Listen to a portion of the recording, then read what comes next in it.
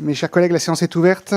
Nous poursuivons les auditions de la commission d'enquête sur les dépendances structurelles et les vulnérabilités systémiques dans le secteur du numérique et les risques pour l'indépendance de la France.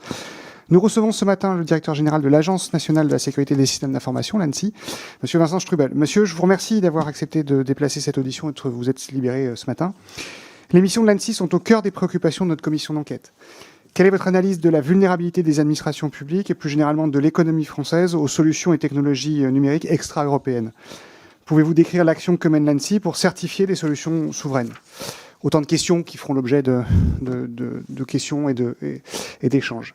Je vais vous laisser la parole pour un propos liminaire d'une dizaine de minutes. Je vous remercie au préalable de nous déclarer tout intérêt public ou privé de nature à influencer vos déclarations.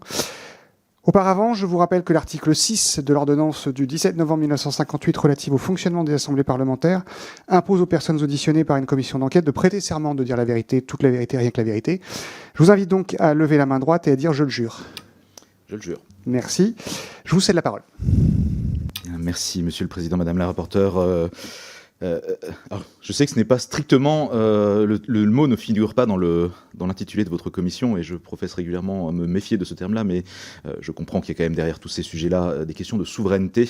Donc, si vous le permettez, j'axerai mon propos liminaire sur les trois axes que j'identifie généralement comme les déterminants de notre souveraineté numérique, en précisant à chaque fois leur intersection avec les missions de l'ANSSI, parce que l'ANSSI n'est pas à proprement parler et pas de manière exhaustive en charge de la souveraineté numérique, même s'il y contribue, et évidemment en ayant cet angle de lecture lié à nos dépendances extra-européennes ou plus généralement nos dépendances numériques, parce que je pense que le seul critère de lecture européen ou non européen n'est pas toujours le plus significatif vis-à-vis des différents problèmes que peuvent nous poser ces dépendances.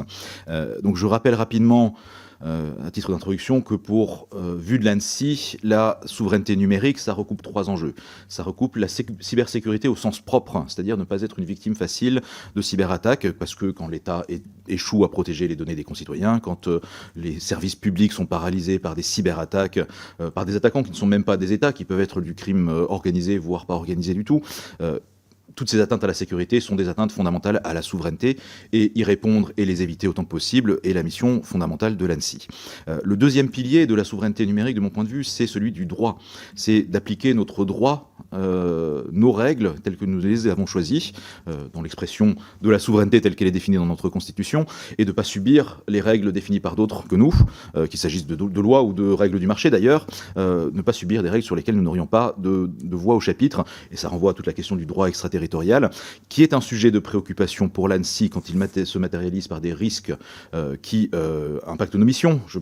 En termes de confidentialité, d'intégrité, de disponibilité des données, mais qui est évidemment un sujet bien plus vaste que celui qui concerne l'ANSSI, puisque on pourrait ranger dans la même catégorie la modération des contenus sur les plateformes en ligne, l'accès des mineurs aux réseaux sociaux, aux contenus pornographiques, des choses comme ça qui ne sont pas dans le registre de l'ANSSI, mais qui fondamentalement relèvent du même problème.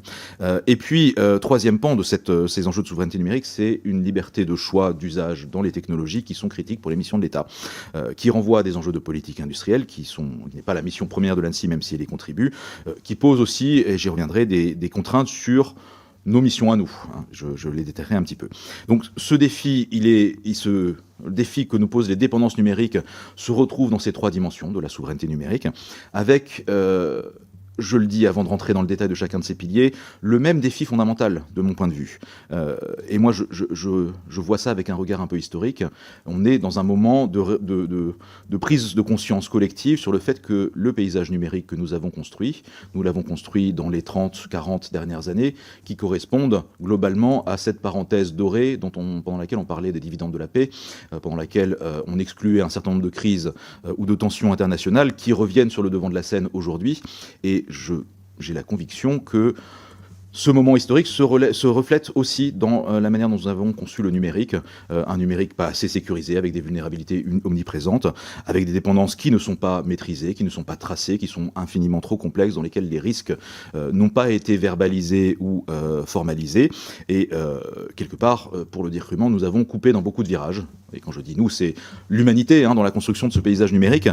Et ces virages, aujourd'hui, reviennent sous la forme de risques que nous avons du mal à maîtriser. vulnérabilité. Et ça, c'est vrai pour l'État français comme pour les autres États dans le monde. C'est vrai pour les entreprises, même si pour les entreprises, la notion de souveraineté ne s'applique pas réellement. Et c'est un constat que nous formulons au quotidien dans nos missions. Donc si j'entre un peu plus dans ces trois piliers de cybersécurité, de droit et de liberté de choix, alors la cybersécurité, évidemment, c'est notre cœur de métier, le défi fondamental. Et le défi fondamental, c'est l'omniprésence de vulnérabilités basiques qui sont présentes depuis toujours dans le paysage numérique, mais qui sont mises en évidence par une menace par des cyberattaquants qui, eux, se sont massifiés, qui n'épargnent plus personne, comme j'ai coutume de le dire, et c'est toujours aussi vrai, et ce, sans même aller dans l'accélération que nous promet l'intelligence artificielle au profit des attaquants, comme de tout le monde. Donc c'est une menace qui est grave, qui peut empirer, c'est le constat que nous posons et il faut s'y préparer dans la revue nationale stratégique, avec ce constat d'un scénario central dans lequel l'escalade géopolitique se traduirait aussi par une massification et une coordination des cyberattaques. Derrière tout ça, il y a un enjeu de massification des bonnes pratiques, qui est le cœur de la stratégie nationale de cybersécurité, qui est l'enjeu de la transposition de la directive NIS 2, que vous connaissez bien, Monsieur le Président, de tout l'accompagnement que nous mettons en place pour préparer cette transition, et même pour aller au-delà du champ d'application de la loi.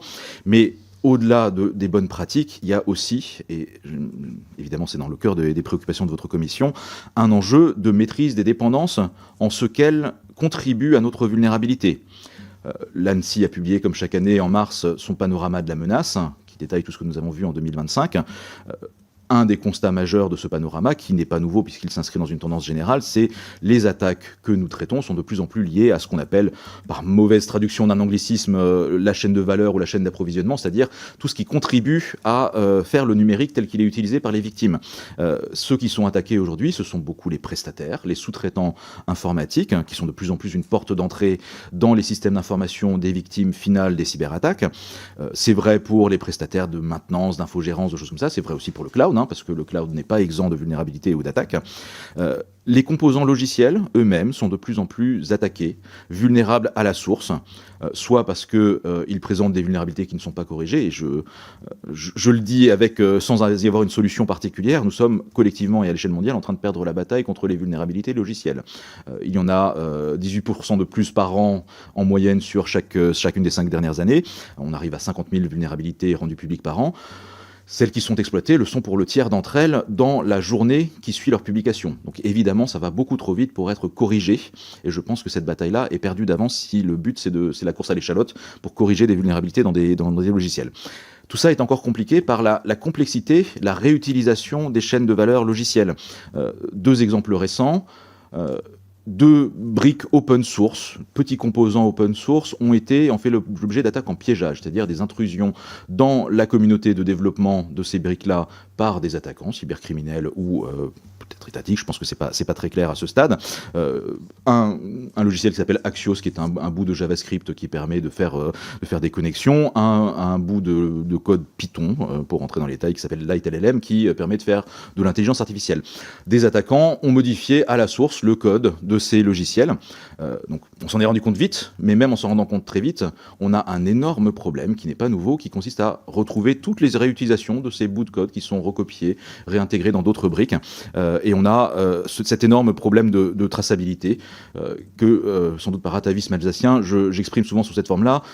Aujourd'hui, et c'est une réalité, on a accès à beaucoup plus d'informations quand on achète une saucisse. On peut remonter jusqu'au cochon qui a donné de sa personne pour faire la saucisse, que quand on achète un logiciel, parce qu'on n'a pas cette traçabilité, on n'a pas la liste des ingrédients, on n'a pas la traçabilité alimentaire du logiciel. Et donc, la chaîne de contamination, elle est impossible rigoureusement à retracer aujourd'hui. De manière générale, personne aujourd'hui n'a la cartographie de son environnement logiciel, pas plus l'État que les entreprises. Et ce que je constate à chaque attaque que nous traitons, c'est que généralement l'attaquant connaît mieux le système d'information de sa victime que la victime elle-même, parce que lui a pris le temps de reconstituer un certain nombre de choses. Je liste le problème. Une piste de solution ou une partie de la solution viendra du CRA, du règlement européen sur la cyber-résilience, parce qu'il va imposer une première forme de traçabilité à travers, je m'excuse pour l'acronyme barbare qui est le SBOM, c'est-à-dire une forme de liste des ingrédients des logiciels qui nous permettra de créer ces chaînes alimentaires. Évidemment, il y aura une extension à construire pour tout ça sur l'IA, et c'est un sujet que nous portons notamment dans le cadre du G7. Au-delà de ça, il y a un vrai effort de gouvernance, et quand je dis qu'on a coupé dans les virages, il faut reprendre ces virages proprement et reconstituer dans chaque organisation utilisatrice du numérique, l'État comme d'autres, une vraie cartographie de nos systèmes d'information et comprendre ce qu'on a dans nos systèmes d'information.